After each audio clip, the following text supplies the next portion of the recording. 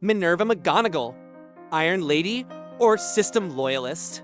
Have you ever believed that Minerva McGonagall was an Iron Lady? Stern, fair, ready to protect her students to the end? Well, yes, that's true. But have you ever asked yourself, is this Iron Lady protecting her students? Or protecting the very antiquated school system that she's become an indispensable part of? More frightening still, if Voldemort is the embodiment of destruction, could Minerva be the embodiment of conservative order, the very thing that created the loopholes for Voldemort to exist in the first place? Hogwarts, School of Magic, friendship, and mountains of disciplinary paperwork.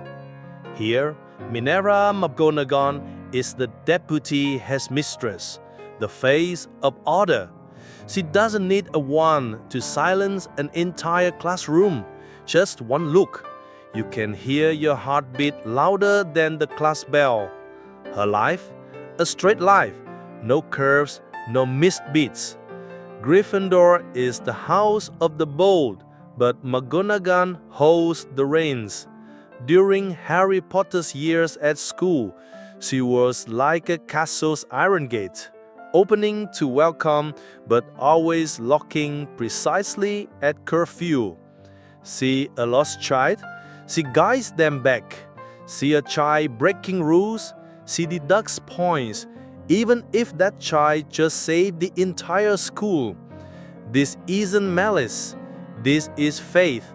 Faith that rules will protect the children better than any hero ever could. Have you ever met someone who believes in the system more than in people themselves? And you begin to see a small paradox. She fights Voldemort with all her strength, but also fights anyone who breaks the rules, even when doing the right thing.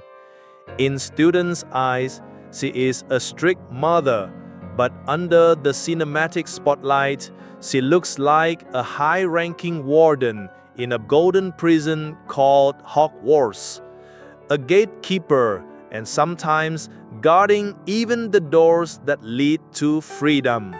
The girl who learned to never step out of line. Before becoming the fearsome Professor McGonagall, she was once young Minerva, born into a chaotic family. Muggle father, witch mother. Half her life lived in secrecy, half her life learning how to not embarrass anyone. Do you see, from childhood, she had to keep herself perfectly proper, not laughing too loud, not revealing too much magic. When she came to Hogwarts, she was sorted into Gryffindor. But strangely, she didn't seem like the typical boisterous Gryffindor. McGonagall chose to love order, because order doesn't betray you.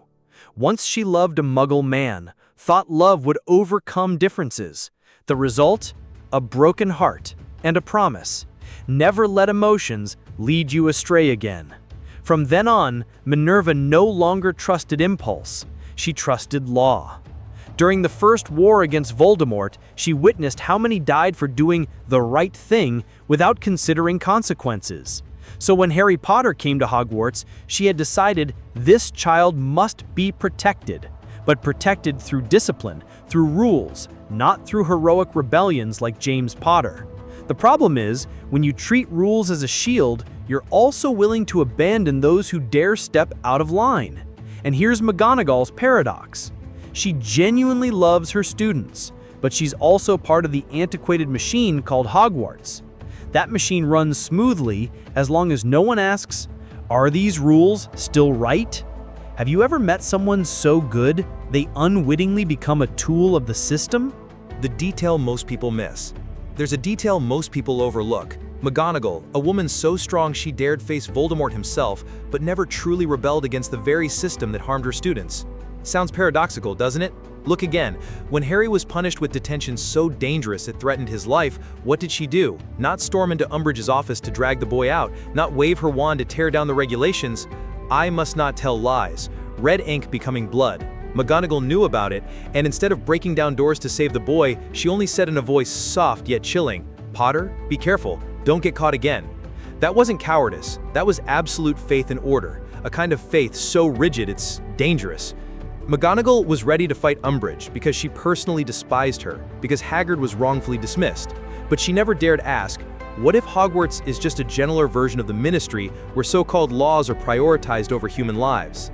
The woman we thought was rebellious was actually just loyal to an antiquated system. A true rebel would break the law to save students. McGonagall only bent the law slightly as long as Hogwarts walls remain standing. It's quite ironic, isn't it? We cheer when she scolds Umbridge, but simultaneously she's also the moral version of the very system she despises. Have you ever met someone good, but whose goodness is locked tight within the framework of rules? They're not evil, they don't lie, but they'll do anything to keep the school safe, even if it means abandoning children who venture into danger. When suspicious of Snape, she didn't storm in to confront him, didn't wave her wand to force the truth out of him. Why? Because the rules say professors should trust each other, and McGonagall trusts rules more than people. Have you ever met someone so good they became the perfect gatekeeper for a golden prison? Who is McGonagall really? So, who is McGonagall really? A female warrior? Yes. A teacher who loves her students? Absolutely. But above all, she's the perfect gatekeeper of order. Growing up in a half-muggle, half-wizard family, McGonagall learned a harsh lesson early. The more talented you are, the more you must follow rules. The more outstanding, the more you must stay quiet. Her strictness isn't just to teach students manners, but to suppress fear. Fear of losing control. Fear of Hogwarts becoming as chaotic as her own childhood. McGonagall scolds Harry when she catches him sneaking out at night with Hermione and Neville. It sounds ridiculous. She punishes students not because she hates them, but because if the law is broken once, this entire fortress will collapse from within. That's the thinking of a military commander, not a mother. When confronting Umbridge, we see McGonagall throw some satisfying barbs, but she never actually tears down that seat of power, because deep down she believes, without the Ministry, what would happen to Hogwarts? She fights Umbridge, but not the Ministry. She saves Harry, but doesn't dare break the system to protect Harry. This is McGonagall's tragedy. She's not evil, but she's not quite a hero either. She's an old soldier, ready to sacrifice the individual to preserve the fortress, even when the fortress is rotting.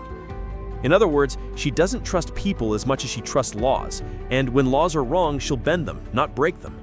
That's why McGonagall makes us both respect and shudder, because we realize there are good people standing guard at prison gates, not because they're evil, but because they fear what chaos might emerge if the doors open. You know what's most ironic? In the final battle, McGonagall unleashes magic so powerful that the walls of Hogwarts shake. She leads the students fighting without compromise. Then we see her braver than any minister. But let's be honest, if tomorrow the Ministry passed a law forbidding students from leaving dormitories after 8 p.m., she would still confiscate wands and do exactly as ordered. McGonagall walks through the ruined corridors after battle, robes dusty but her steps still straight, never changing direction. That's the truth. McGonagall never rebels against the system. She only adjusts it when it threatens Hogwarts, but has never destroyed it for individual freedom. And perhaps that's why she's more frightening than openly evil people. You can recognize and confront an evil person, but a good person, standing guard at the wrong gate? What would you call them? The final question. Minerva McGonagall, the Iron Lady, hero of Hogwarts, or just the most steadfast link in a system that never asked itself, are we right? What if the most frightening thing isn't Voldemort, but good people who never ask questions? If the law is wrong, would anyone dare to break it? Leave a comment and don't forget to subscribe to Fictional Deaths so we can continue decoding characters who seem familiar but turn out to be very unfamiliar.